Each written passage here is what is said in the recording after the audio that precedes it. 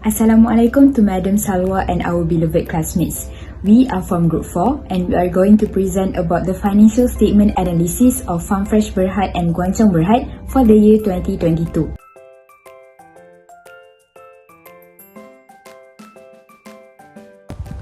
First off, Farmfresh Holdings Berhad.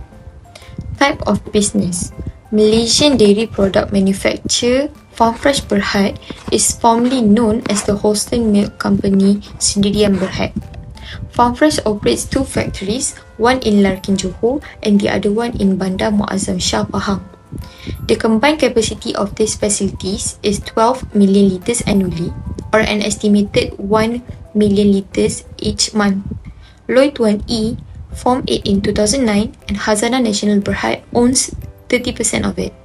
Farmfresh Berhad is a vertical integrated dairy company that involved in production, distribution, and farming of dairy and plant-based goods. The Malaysian operation and the Australian operation are two reportable divisions of the group.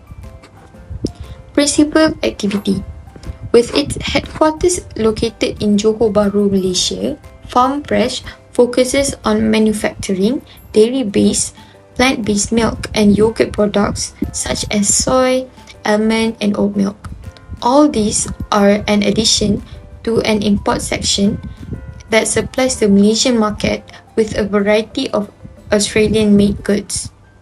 Although Malaysia is the main market to sell these products, they also market them in Singapore and they have a goal to eventually reach all of Southeast Asia. Farmfresh currently owns and runs 4 farms in Malaysia and 2 in Australia, which concentrate in milk-based dairy products to meet the rising demand of their products. For the company's background, the company Farmfresh Berhad was founded by Lloyd 1E, who was before that 42 years old and working at a packaging company for 20 years. He quit his job in 2005 when he was making almost 500,000 ringgit a year, which was both concerning and surprising to his family. Lloyd decided to start an agriculture venture after finding the packaging industry hard to sustain. Growing up with agriculture, he initially focused in niche products such as goats, dragon fruit and arowana fish, but he eventually recognized the potential in goat's milk, which was seen as a big opportunity. However, he faces challenges in handling cows, logistics and shipping due to factors like blood parasites and the tropical climate.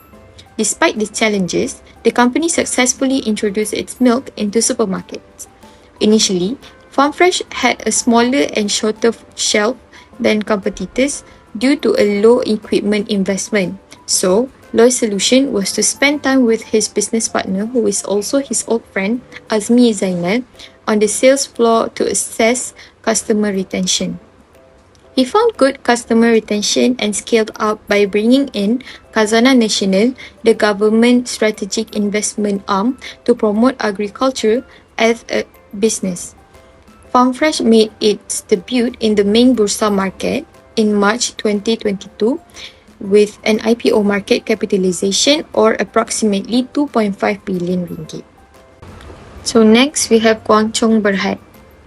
Type of business: investment holding, production, distribution and trading in cakes, chocolate confectionery item and compound chocolates are the business operations done by Guan Berhad. The corporation operates in Indonesia, Singapore and Malaysia. In addition, it produces cocoa powder, industrial chocolates and chocolate drinks. The company operates cake grinding facilities in the US in addition to cocoa processing facilities in Malaysia and Batam, Indonesia. The Singapore region is where the corporation makes the most money. Principal activities: the primary activities of Guan Berhad are the production, distribution, and trade of food ingredients derived from cocoa, including cocoa powder, cocoa butter, cocoa liquor, and cocoa cake. Most of their cocoa ingredients are sold under the Beverage brand, and their products are utilized extensively in the global chocolate, confectionery, food and beverage sectors. Other brands like Melco and Cacao Rich were also developed with feel-good ingredients like rich antioxidant content and a less sweet taste. Additionally, the business is heavily involved in creating proprietary brands for hypermarkets, including Jasco Selections, Packers Best, Tesco Value, Choco Champ, and Tesco Choco Milk. Guan Berhad, being the fourth largest cocoa grinder globally, is also engaged in other industries related to cocoa, like blending and mixing vision, which are used in the production of cocoa preparation. Additionally, Guan Berhad had 2 US locations in Delaware and New Jersey that handled the melting and grinding of cocoa butter, cocoa liquor, and cocoa cake, as well as deodorizing cocoa powder. Trading subsidiaries in Singapore and Indonesia also support the business activities. Next is the company's background story. The group's history began in the early 1980s, primarily with its involvement in the trade of cocoa beans. It started handling cocoa beans in 1983 and established a factory in Parit Jawa Muar, Johor. The management sold the Parit Jawa facility in 1990 with the goal of becoming the industry leader in the local processing sector. They then constructed a new plant under GCCM in the Pasir Gudang industrial area.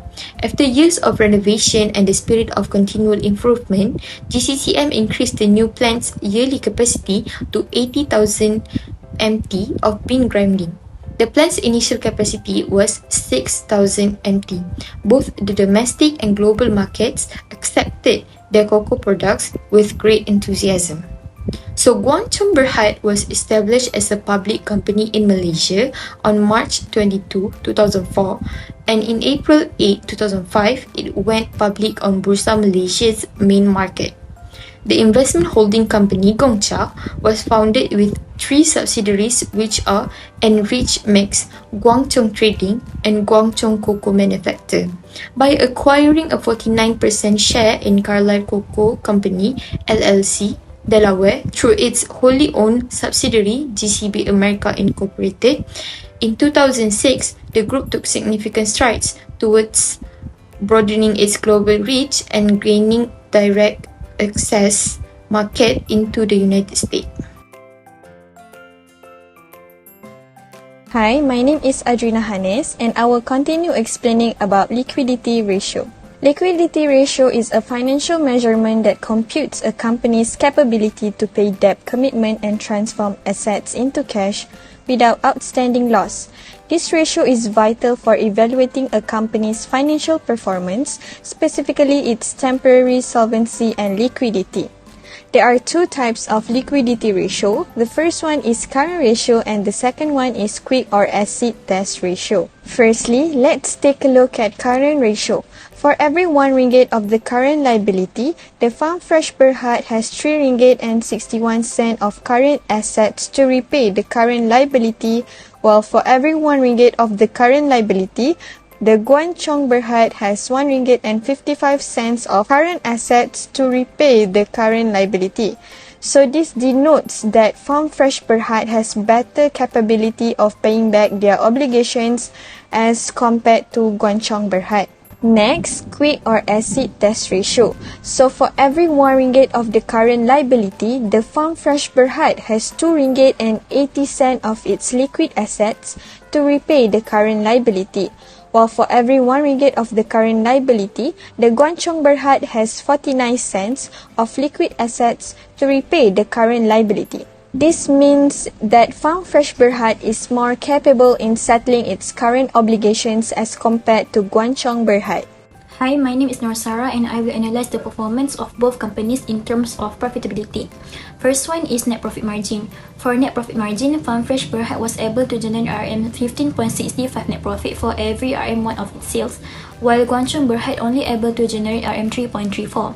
This shows that Farm Fresh Berhad gives a higher net profit margin, which indicates that Farm Fresh Berhad is more profitable when it comes to making net profit from sales. Second one is the gross profit margin. The gross profit margin implies that after deducting the cost of products sold, Farm Fresh Berhad maintains a bigger share of its sales income as profit. In comparison to Guan Berhad, it implies a greater ability to control production costs along with more pricing power. Next is the return on assets.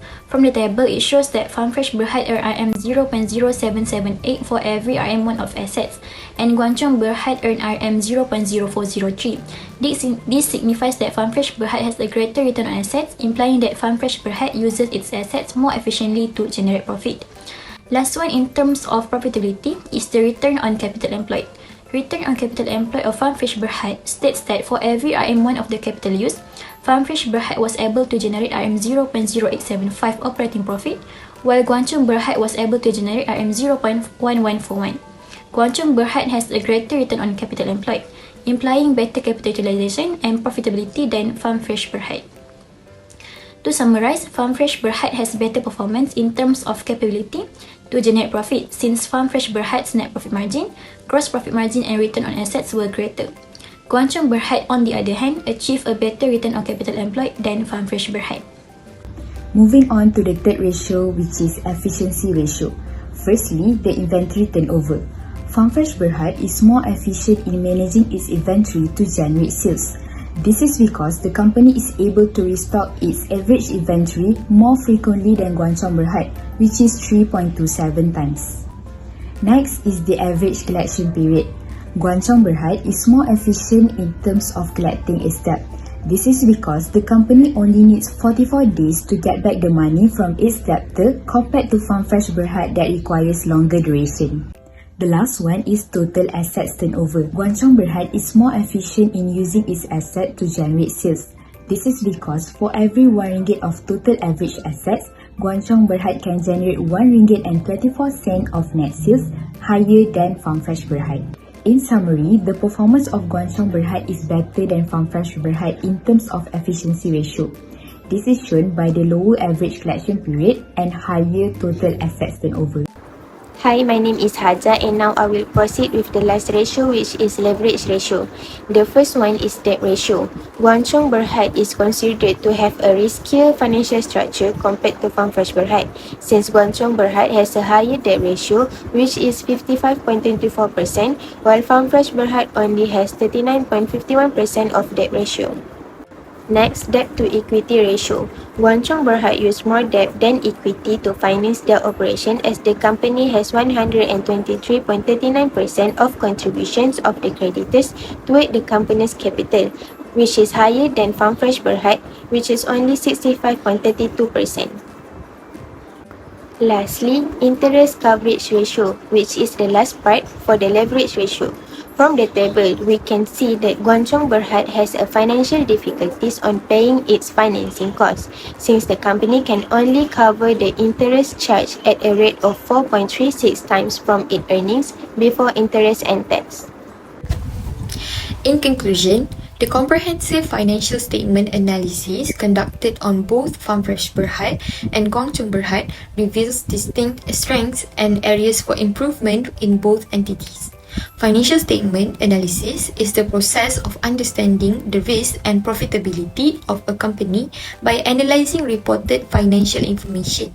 It could also be an assessment of the company's past, present, and anticipated future performance. It could also be used as a benchmark between industries.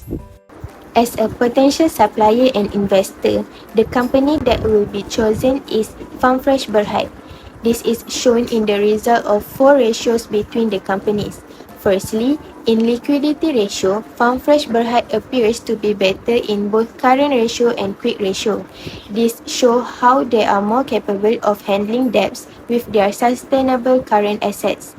The profitability ratio also shows how Farmfresh Berhad is better in terms of net profit margin, gross profit margin, and return on asset than Guan Chong Berhad. The tables turn that in terms of efficiency ratio, Guan Chong Berhad exhibits a better average collection period and the total assets turnover than Farmfresh Berhad, making them better at managing their account receivable and assets.